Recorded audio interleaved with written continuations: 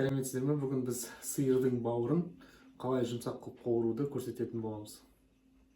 Бізде сиырдың жарты бауыры.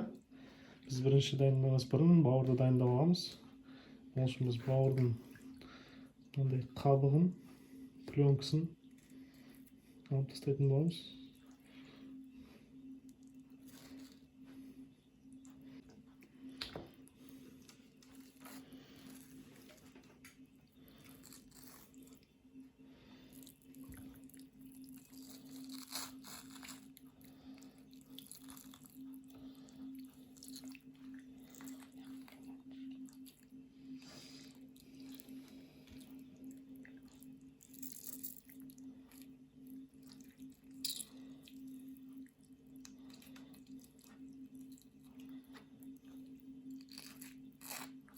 Осылай ақындап бір шетін шығарып алсаңыздар жақсылап алынады.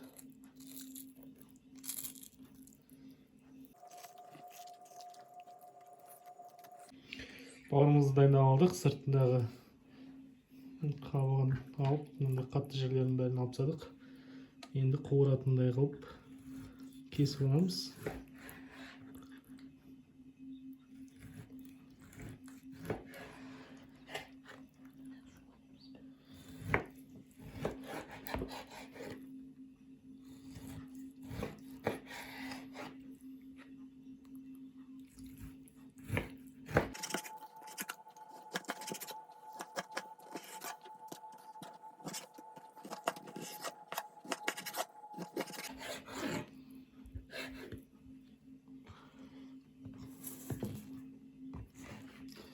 Дайын болғасын осындай ыдысқа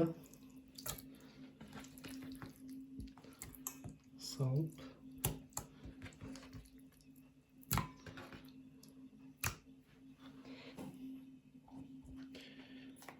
ыдысымызға салғаннан кейін үстіне 2 ас қасық ас содасын, пищевая соданы саламыз.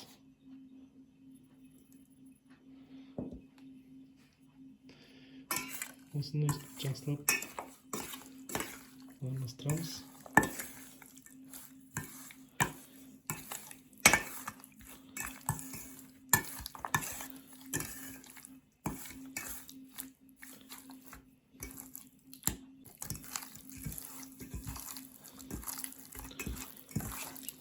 Жақсылап араластырып 40 минутқа бетін жауып қоя тұрамыз. Бауырымыз 40 минут тұрды. Ас содасында.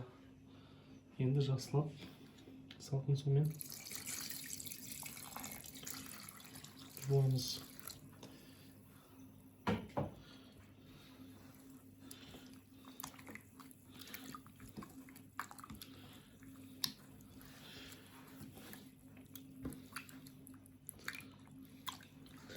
Ас содасы бізге бауырды жұмсақ қылу үшін қажет.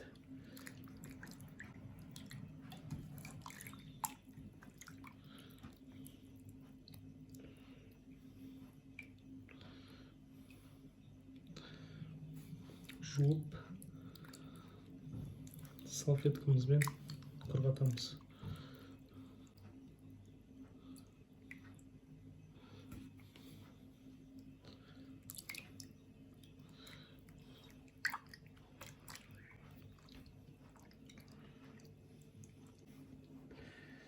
Бауырымызды жақсылап бір-бірлеп сорғытамыз. Жуғаннан кейін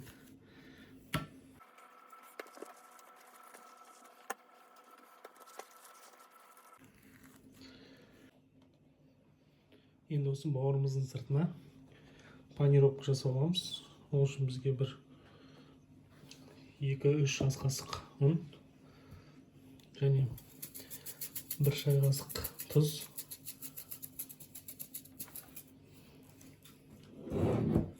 және жарты шай қасық бұрыш керек.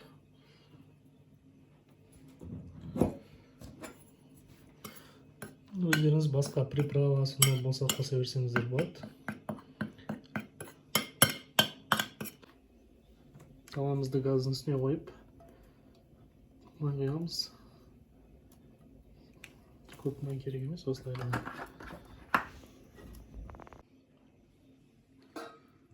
Панировкамызға бауырды былай салып, екі жағынан да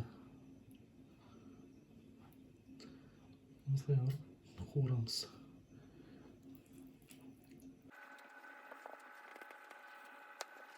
Майымызды қыздырып, бауырды саламыз.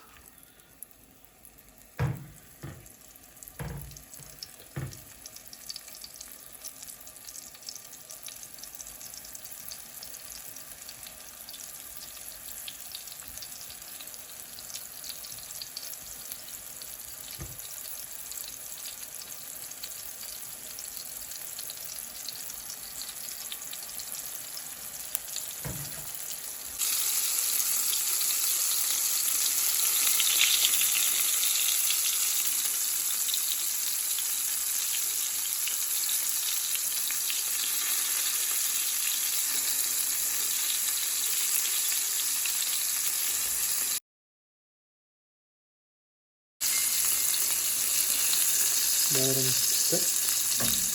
Өт жұмсақ.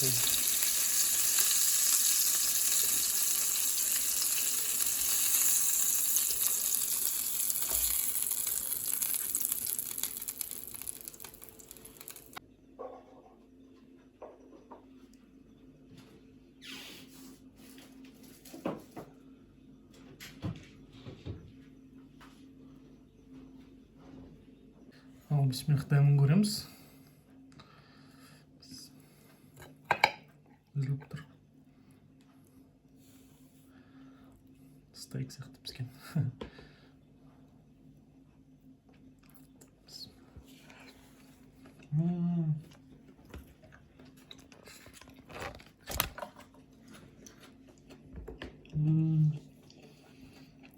Жұмсақ болып тұр екен.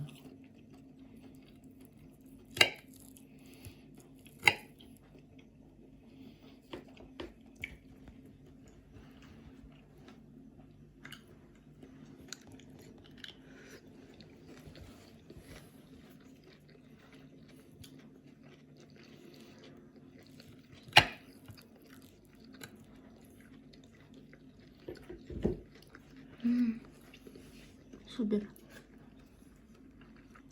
Вообще керемет. Қасына картошка немесе гарнир жасасаңыздар болады. Мен қазір картошка қуырып жатырмын қасына. Дәмі енді керемет. Что обязательно жасап көріңіздер, достар. Сиырдың жұмсақ бауыры дайын. Міндетті түрде үйде дайындап көріңіздер. Каналға қосылып, комментарий жазып, лайк басыңыздар. Сау болыңыздар.